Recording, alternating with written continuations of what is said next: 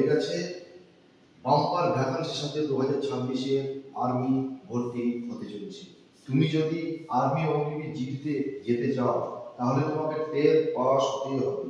মোট বিষয় মিলে 45% থাকতে হবে, আর যে কোনো পাঁচটি বিষয়ে 33-এর উপরে नाम्बर থাকতে হবে।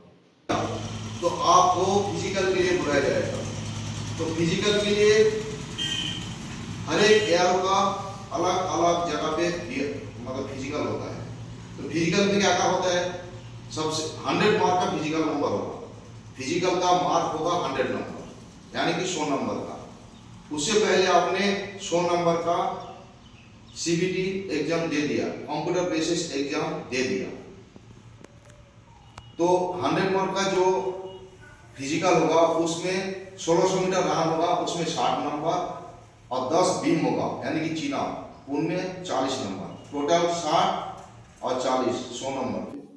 উচ্চ মাধ্যমিক পাস হতে হবে সায়েন্সে। এবার সায়েন্সের বিষয় কি কি থাকবে? সায়েন্স নিয়ে যে পাস হবে তো সায়েন্সের বিষয় কি কি থাকবে?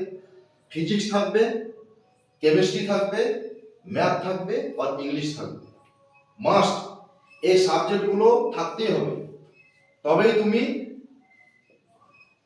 এই আর্মি অগ্নিবীর টেকনিক্যাল